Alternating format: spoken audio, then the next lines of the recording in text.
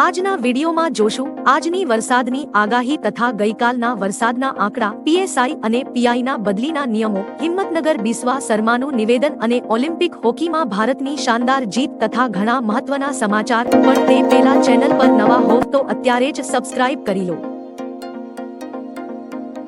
આજે આ જિલ્લાઓમાં વરસાદની આગાહી. ગુજરાતમાં ગઈકાલે અમુક ભાગોમાં મેઘાવી માહોલ જોવા મળ્યો છે અને સુરત, નવસારી અને વલસાડમાં અતિભારે અને ઉત્તર ગુજરાતમાં ભારે વરસાદની આગાહી કરાઈ છે. આજે 3 ઓગસ્ટના રોજ અમરેલી, ભાવનગર અને ભરૂચ, નર્મદા, સુરત અને તાપી, નવસારી, ડાંગ અને વલસાડમાં ભારેથી અતિભારે વરસાદ થઈ શકે છે. જ્યારે કચ્છ, બનાસકાંઠા અને પાટણ, મહેસાણા, સાબરકાંઠા અને જૂનાગઢ, ગીર સોમનાથ, વડોદરા અને પંચમહાલ, દાહોદ અને છોટા ઉદેપુરમાં ભારે વરસાદની શક્યતા છે. આ ઉપરાંત દેવભૂમિ દ્વારકા, જામનગર અને પોરબંદર, રાજકોટ, બોટાદ અને સુરેન્દ્રનગર, મોરબી, અમદાવાદ અને ખેડા, આણંદ અને મહીસાગર, અરવલ્લી અને ગાંધીનગરમાં હળવોથી મધ્યમ વરસાદ થઈ શકે છે. પીઆઈ અને પીએસઆઈની બદલીને લઈને મહત્વના સમાચાર. પીએસઆઈ અને પીઆઈની બદલી પ્રક્રિયા વધુ પારદર્શક બનાવવા તેમજ તમામ અધિકારીઓને રાજ્યના અલગ અલગ ક્ષેત્રોમાં ફરજ બજાવવાની તક મળે તે હેતુથી ગૃહ વિભાગનો મહત્વપૂર્ણ નિર્ણય કરવામાં આવ્યો છે. હવે 5 વર્ષ સુધી એક જ ઝોનના જિલ્લાઓમાં નોકરી કરનાર પીએસઆઈ અને પીઆઈની તે ઝોનના જિલ્લાઓમાં કે નજીકના જિલ્લાઓમાં બદલી કરી શકાશે નહીં. 5 વર્ષના સમયગાળાની ગણતરી કરવા માટે એકમો ઉપરાંત બ્રાન્ચોની નિમણૂક પર ધ્યાને લેવા સ્પષ્ટ નિર્દેશ કરાયો છે. ગઈકાલે રાજ્યના 132 તાલુકામાં વરસાદ નોંધાયો. બોડેલીમાં 1.5 ઇંચ વરસાદ પડ્યો. હવામાન વિભાગ દ્વારા આગામી 5 ઓગસ્ટ સુધી રાજ્યના વિવિધ ભાગોમાં હળવાથી મધ્યમ વરસાદની આગાહી કરવામાં આવી છે. ત્યારે ગઈકાલે રાજ્યના 132 તાલુકામાં વરસાદી માહોલ જોવા મળ્યો હતો. તેમાં છોટા ઉદેપુર જિલ્લાના બોડેલી તાલુકામાં સૌથી વધુ 1.5 ઇંચ વરસાદ વરસ્યો હતો. આ સિવાય પાવી જેતપુરમાં 1.25 ઇંચ તેમજ છોટા ઉદેપુર અને સંખેડા તાલુકામાં 1 ઇંચ વરસાદ નોંધાયો છે. આમ ગઈકાલે આખા દિવસ દરમિયાન રાજ્યના 5 તાલુકામાં 1 ઇંચથી વધુ વરસાદ નોંધાયો હતો. બેંક ખાતું ફ્રીઝ કરવા અંગેની ગુજરાત પોલીસની પોલિસીમાં મહત્વપૂર્ણ ફેરફાર કરાયો. મુખ્યમંત્રી ભૂપેન્દ્ર પટેલના નેતૃત્વ અને માર્ગદર્શન હેઠળ રાજ્યનો ગૃહ વિભાગ અને ગુજરાત પોલીસ રાજ્યમાં કાયદો અને વ્યવસ્થા જાળવી રાખવા તેમજ નાગરિકોના ઇઝ ઓફ લિવિંગમાં વધારો કરવા માટે સતત પ્રયત્નશીલ છે. ગૃહ રાજ્યમંત્રી હર્ષ સંઘવીએ જણાવ્યું છે કે બેંક ખાતું ફ્રીઝ કરવા અંગેની ગુજરાત પોલીસની પોલિસીમાં મહત્વપૂર્ણ ફેરફાર કર્યો છે. હવે આખા એકાઉન્ટને બદલે માત્ર છેતરપિંડી સાથે સંકળાયેલી ચોક્કસ રકમ જ ફ્રીઝ થશે. સાયબર ક્રાઇમની તપાસમાં પીડિતોના સહયોગને કારણે અગાઉ લોક થઈ ગયેલા 28,000 બેંક ખાતાઓ હવે અનફ્રીઝ કરવામાં આવ્યા છે. હિમંતા બિસ્વા શર્માએ કહ્યું, રાહુલ ગાંધીએ પોતાની જાતિ કહેવી પડશે. ઝારખંડના રાંચી પહોંચેલા આસામના મુખ્યમંત્રી હિમંતા બિસ્વા શર્માએ કહ્યું કે રાહુલ ગાંધી પહેલા પત્રકારને પૂછતા હતા કે તમારી જાતિ શું છે. હવે જ્યારે લોકોએ તેની જાતિ વિશે પૂછ્યું તો તેણે કહ્યું કે તેઓ અમારી જાતિ વિશે કેમ પૂછે છે. શું જાતિ પૂછ્યા વિના જાતિ ગણતરી થશે? તે કહે છે, હું જાતિની વસ્તી ગણતરી કરાવીશ પણ મારી જાતિ નહીં જણાવું. આ કેવી રીતે શક્ય છે? જો ગણતરી થશે તો રાહુલ ગાંધીએ પોતાની જાતિ જાહેર કરવી પડશે.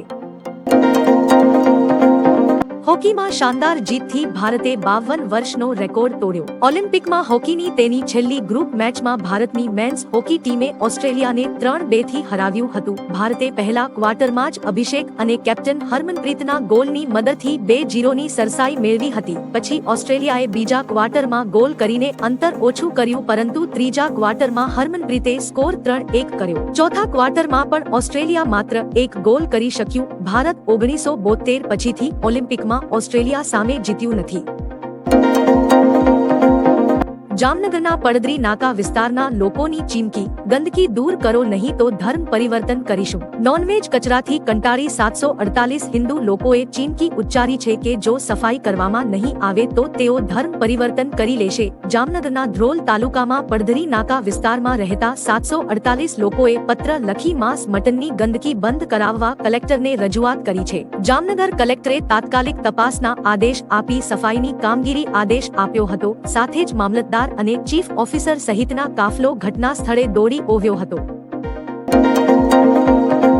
ગેનીબેને લોકસભામાં આંગણવાડી બહેનોના પ્રશ્નો ઉઠાવ્યા. લોકસભામાં ગેનીબેન ઠાકોરે આંગણવાડી બહેનોના પ્રશ્નો ઉઠાવ્યા હતા. ગુજરાતી ભાષામાં પોતાની રજૂઆત સદનમાં કરી હતી. ગેનીબેને કહ્યું કે આંગણવાડી બહેનોનો ભાજપ સરકાર તેમનો માત્ર ભીડ ભેગી કરવા ઉપયોગ કરે છે. આજે આંગણવાડી બહેનો યોગ્ય વળતર મળતું નથી. 300 જેટલી આંગણવાડી બહેનોને હજી સુધી સરકારી આવાસ યોજનામાં ઘર મળ્યા નથી. હિન્દુ સંગઠન દ્વારા નોનવેજના વેચાણ પર પ્રતિબંધ લગાવવાની રજૂઆત. હિન્દુ સંગઠનને મુખ્યમંત્રી ભૂપેન્દ્ર પટેલને પત્ર લખી નોનવેજના વેચાણ પર પ્રતિબંધ લગાવવાની રજૂઆત કરી છે. શ્રાવણ મહિનામાં જાહેર સ્થળો પર નોનવેજનું વેચાણ ના થાય તે માટે ભગવા સેનાના અધ્યક્ષ કમલ રાવલે પત્રમાં જણાવ્યું છે કે શ્રાવણમાં લોકો ઉપવાસ કરતા હોય છે. તેથી લોકોની ભાવના સાથે મજાક ના થાય તે જરૂરી છે. વડાપ્રધાન પણ જે દેશમાં જાય ત્યાં શાકાહારનો સંદેશ આપે છે. ચાંદીપુરા વાયરસનો મૃત્યુઆંક 61 પર પહોંચ્યો. ગુજરાતમાં ચાંદીપુર વાયરસનો કહેર ઓછો થવાનું નામ નથી લઈ રહ્યો. ચાંદીપુરા વાયરસનો મૃત્યુઆંક વધીને 61 થયો છે. ગુજરાતમાં હાલ ચાંદીપુરા વાયરસના 56 પોઝિટિવ કેસ છે, જે તમામની સારવાર ચાલી રહી છે. આ સિવાય શંકાસ્પદ કેસોની સંખ્યા 148 છે. અત્યાર સુધીમાં રાજ્યના 21 જિલ્લાની અંદર ચાંદીપુરા વાયરસના પોઝિટિવ કેસ નોંધાઈ ચૂક્યા છે, જેમાં સૌથી વધુ 15 કેસ સાબરકાંઠા જિલ્લામાંથી આવ્યા છે. જૂજ ડેમ ઓવરફ્લો થતા 24 ગામને એલર્ટ અપાયું. રાજ્યમાં ચોમાસું જામ્યું છે. વરસાદની તોફાની બેટિંગ જોતા ઉપરવાસમાં થયેલા ભારે વરસાદના કારણે રાજ્યના અનેક જળાશયો છલકાયા છે. વાંદાનો જૂજ ડેમ ઓવરફ્લો થતા 24 ગામને અપાયું એલર્ટ આપ્યું છે. હાલમાં ડેમની સપાટી 167 મીટર સુધી પહોંચી છે. ડેમમાં 84 પાણીની આવક થઈ છે. એક તરફ ડેમમાં પાણીની આવક થતા ખેડૂતોમાં ખુશી તો બીજી તરફ નદી કિનારાના લોકોમાં ભયનો માહોલ છવાયો છે. સિરામિક ઉદ્યોગમાં ભયંકર મંદીનો માહોલ. વિશ્વના ખૂણે ખૂણે મોરબી સિરામિક ઉદ્યોગ માટે જાણીતું છે. વિશ્વ ફલક પર સિરામિકની માંગમાં ઘટાડો થતા મોરબીના સિરામિક ઉદ્યોગ પર કાળા વાદળો છવાયા છે. માહિતી અનુસાર મંદીના કારણે અત્યાર સુધીમાં 200 જેટલા કારખાનાને તાળા લાગી ગયા છે અને હવે નજીકના ભવિષ્યમાં બીજા 150 કારખાનાને તાળા લાગશે. વિદેશમાં નિકાસ અટકી જતા મોરબીના સિરામિક ઉદ્યોગોના માલિકોને નુકસાની ભોગવવાનો વારો આવ્યો છે. રાજકોટના મેળામાં આ વખતે ચા નહીં મળે. રાજકોટમાં આગામી 24 થી 28 ઓગસ્ટ દરમિયાન જન્માષ્ટમીનો મેળો યોજાવાનો છે, જેમાં 215 સ્ટોલ અને પ્લોટ સામે 522 ફોર્મ ભરાયા છે. જો કે આ વખતે રાજકોટના આ લોકમેળામાં ચા નહીં મળે કારણ કે ટી સ્ટોલ માટે કોઈએ રસ નથી દાખવ્યો. તો આઈસ્ક્રીમના 16 સ્ટોલ સામે 10 જ ફોર્મ ભરાયા છે. ગઈકાલે ફોર્મ ભરવાનો છેલ્લો દિવસ હતો, જેની આવતીકાલે હરાજી થવાની છે. ગેમઝોન દુર્ઘટનાને ધ્યાને લઈ મેળા માટે કડક નિયમો બનાવ્યા છે.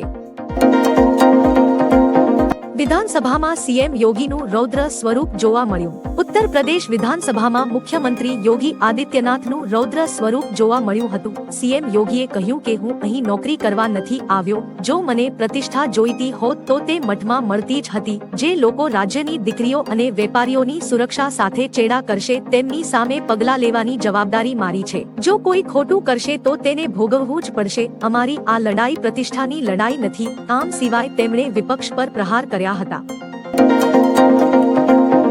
વાયનાડમાં મૃત્યુઆંક 293 પહોંચ્યો. 240 હજુ લાપતા. કેરળના વાયનાડમાં થયેલા ભૂસ્ખલનમાં મૃત્યુઆંક 293 પર પહોંચી ગયો છે. 130 લોકો હોસ્પિટલમાં છે, જ્યારે 240 થી વધુ લોકો ત્રીજા દિવસે પણ ગુમ છે. હવામાન વિભાગે ફરી વાયનાડમાં વરસાદનું રેડ એલર્ટ જાહેર કર્યું છે. સાથે કેટલીક જગ્યાએ ભૂસ્ખલનનો ભય વ્યક્ત કર્યો છે. આ તરફ સેનાએ કહ્યું બચાવ કાર્ય પૂર્ણ થઈ ગયું છે. હવે માત્ર મૃતદેહો શોધવાનું કામ શરૂ છે. અટલ સરોવર તહેવારોને લઈ ખુલ્લું મુકાયું. ટીઆરપી અગ્નિકાંડ બાદ બંધ કરવામાં આવેલ રાજકોટના અટલ સરોવરને આગામી પવિત્ર શ્રાવણ માસના તહેવારોને ધ્યાને લઈ રાજકોટના શહેરીજનો તથા આસપાસના વિસ્તારોના નાગરિકો માટે 1 ઓગસ્ટથી ફરી શરૂ કરવાનો નિર્ણય કર્યો હતો, જેમાં પ્રવેશ માટે ફી પણ લેવામાં આવશે. જો કે અટલ સરોવરમાં આવેલ એમ્યુઝમેન્ટ પાર્કની વિવિધ રાઇડ્સ મુલાકાતીઓ માટે હાલ બંધ રાખવામાં આવશે. સહેલાણીઓ માટે વિદેશ જેવો માહોલ ઉભો કરવામાં આવ્યો છે. 2 મેડલ જીતી ચૂકેલી મનુ ભાકર પિસ્તોલ ક્વોલિફિકેશનમાં ઉતરશે. પેરિસ ઓલિમ્પિકમાં અત્યાર સુધી 2 મેડલ જીતનારી મહિલા shooter Manu Bhaker 25 metre pistol ક્વોલિફિકેશનમાં ભાગ લેશે. મનુ પાસેથી ફરી એકવાર વધુ સારા પ્રદર્શનની આશા છે. જ્યારે બેડમિન્ટન ખેલાડી લક્ષ્ય સેન જે એચ.એસ. પ્રણયને હરાવીને ક્વાર્ટર ફાઇનલમાં પહોંચ્યો હતો, તેની નજર સેમીફાઇનલમાં પહોંચવા પર હશે. તે જ સમયે ભારતીય પુરુષ હોકી ટીમ તેની અંતિમ ગ્રુપ મેચમાં ઓસ્ટ્રેલિયા સામે ટકરાશે.